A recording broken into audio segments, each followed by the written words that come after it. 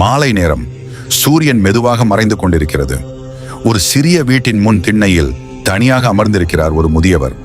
உடல் பலம் குறைந்து நடக்கவும் சிரமமாகி மனதில் எண்ணங்கள் ஏராளம். ஒரு காலத்தில் சிரிப்பும் சத்தமும் நிரம்பிய இந்த வீடு இன்று அமைதியின் சுமையால் நிறைந்திருக்கிறது.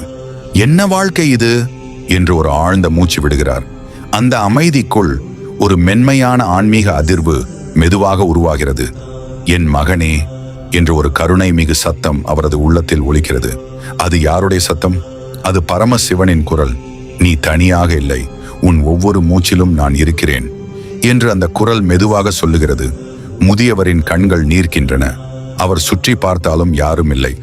ஆனால் உள்ளத்தில் ஒரு புதுமையான அமைதி பரவத் தொடங்குகிறது. உன் உடல் பலம் குறைந்து விட்டது என்று நீ வருந்துகிறாய். ஆனால் நினைத்துப்பார், இந்த உடல் என்பது ஒரு தற்காலிக உடை மட்டுமே. அது பழையதாகி கிழிந்தாலும் உன் ஆன்மா எப்போதும் புதிதாய் சக்தியுடன் இருக்கிறது. நீ அந்த ஆன்மாதான். நீயே நினைத்துப்பார், உன் இளமையில் எத்தனை சிரமங்களை நீ தாண்டினாய். உன் குடும்பத்திற்காக எவ்வளவு உழைத்தாய். இன்று அவர்கள் அருகில் இல்லாதது உன் தவறு அல்ல. வாழ்க்கையின் ஓட்டம் அவர்களை வெவ்வேறு திசைகளுக்கு கொண்டு சென்றுள்ளது. ஆனால் அதனால் நீ தனிமையில் இருக்கிறாய் என்று நினைக்க வேண்டாம். நான் உன்னுடன் இருக்கிறேன். முதியவர் மெதுவாக தனது கண்களை மூடுகிறார். அந்த குரலை அவர் உள்ளத்தால் கேட்கிறார். உன் உடலில் வலி இருக்கலாம், அது இயற்கை.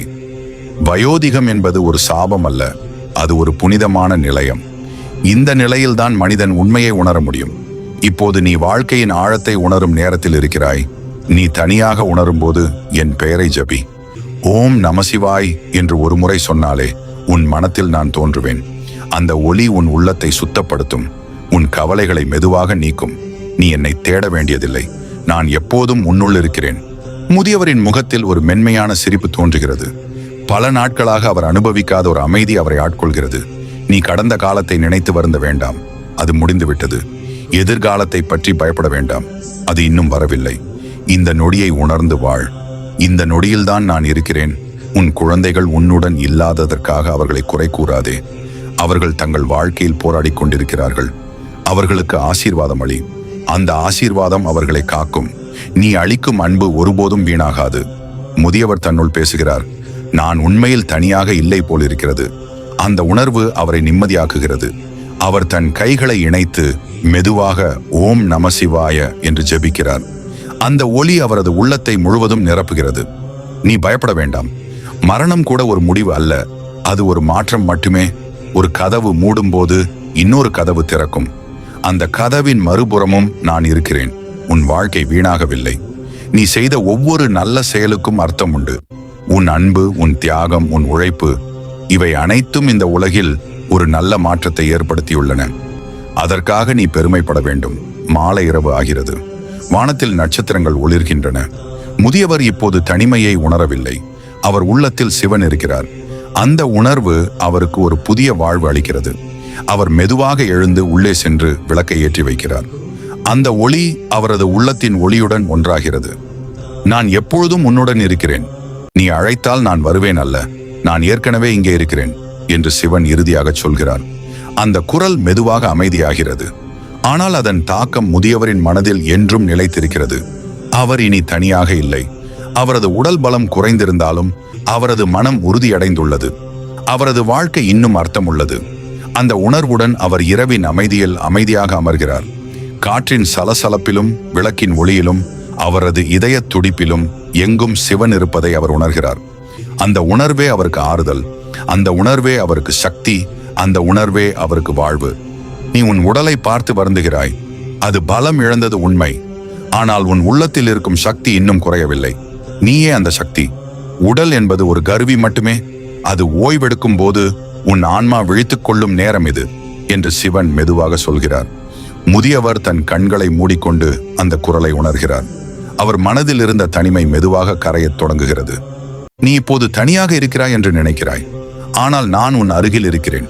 நீ என்னை காணவில்லை என்றால் அதனால் நான் இல்லை என்று அர்த்தமில்லை. நான் உன் மூச்சாகவும் உன் நினைவாகவும் உன் உள்ளத்தின் அமைதியாகவும் இருக்கிறேன் என்று சிவன் அவரை நிம்மதியடைய செய்கிறார். உன் வாழ்நாளில் நீ செய்த நன்மைகள் அனைத்தும் உன்னோடு இருக்கின்றன. நீ ஒரு குடும்பத்தை உருவாக்கினாய். அன்பை பகிர்ந்தாய். உன் வாழ்க்கை பலரின் வாழ்க்கையை தொடர்ந்தது. இன்று அவர்கள் உன்னுடன் இல்லாததால் நீ வீணானவன் என்று எண்ண வேண்டாம். நீ விதைத்த அன்பு இன்றும் உலகில் எங்கோ மலர்கிறது என்று சிவன் கூறுகிறார். முதியவரின் கண்களில் கண்ணீர் வழிகிறது. அது துக்கத்தின் கண்ணீர் அல்ல, அது ஒரு புரிதலின் கண்ணீர். நான் இவ்வளவு நாள் தவறாகவே நினைத்தேன் என்று அவர் மனதில் சொல்லிக் கொள்கிறார். நீ உன் கடந்த காலத்தை நினைத்து வருந்துகிறாய். இப்படி செய்திருக்கலாமே என்று எண்ணுகிறாய். ஆனால் வாழ்க்கை என்பது எப்போதும் அப்படித்தான். எவருக்கும் முழுமையான வாழ்க்கை கிடையாது. நீ செய்ததை ஏற்றுக்கொள், உன்னை மன்னித்துக்கொள், அதுவே உண்மையான விடுதலை என்று சிவன் ஆறுதல் அளிக்கிறார். உன் உடல் வலிக்கலாம், அது இயற்கையின் ஒரு பகுதி. அந்த வலியை எதிர்த்து போராட வேண்டாம், அதை அமைதியாக ஏற்றுக்கொள்.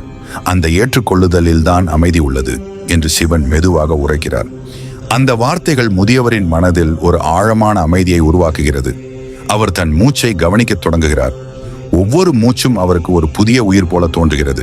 நீ பயப்படுகிறாய், என்ன ஆகும் என்று. மரணம் பற்றிய பயம் உன்னை துன்பப்படுத்துகிறது.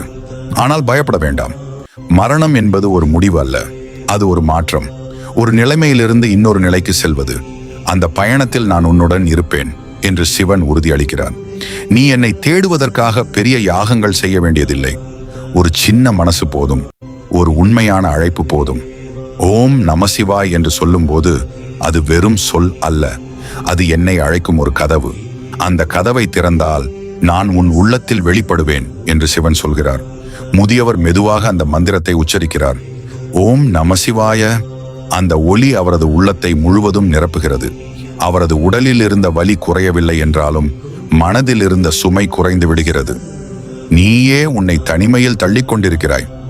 உலகம் உன்னை விட்டு விலகியதாக நினைக்கிறாய். ஆனால் உண்மையில் இது உனக்கு கிடைத்த ஒரு அரிய வாய்ப்பு. உன்னை நீ அறிந்து கொள்ளும் வாய்ப்பு, என்னை உணர்ந்து கொள்ளும் வாய்ப்பு. அந்த உணர்வு முதியவரின் உள்ளத்தில் ஒரு புதிய ஒளியை உருவாக்குகிறது. அவர் இனி தனிமையை ஒரு தண்டனை என்று பார்க்கவில்லை, அது ஒரு புனிதமான அமைதி என்று உணர்கிறார். நீ இப்போது அமைதியாக இருக்கிறாய். அந்த அமைதியில்தான் நான் இருக்கிறேன். சத்தமில்லாத இடத்தில்தான் என் குரல் கேட்கும். அந்த அமைதியை பயப்படாமல் அதை அணைத்துக்கொள் என்று சிவன் மெதுவாக சொல்லுகிறார். அதிகாலை சூரியன் உதிக்கத் தொடங்குகிறது.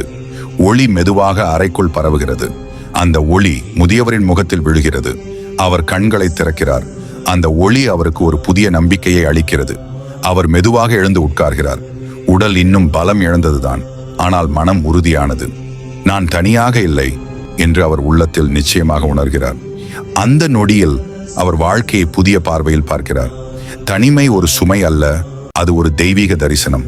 வலி ஒரு தண்டனை அல்ல, அது ஒரு உணர்வு. வாழ்க்கை ஒரு சோதனை அல்ல, அது ஒரு பயணம். அந்த பயணத்தில் அவர் இனி ஒருவராக இல்லை. அவரது ஒவ்வொரு மூச்சிலும், ஒவ்வொரு நினைவிலும், ஒவ்வொரு அமைதியிலும் சிவன் இருக்கிறார். அந்த உணர்வுடன் அவர் தனது நாளை தொடங்குகிறார். அந்த அமைதியோடு அவர் வாழத் தொடங்குகிறார்.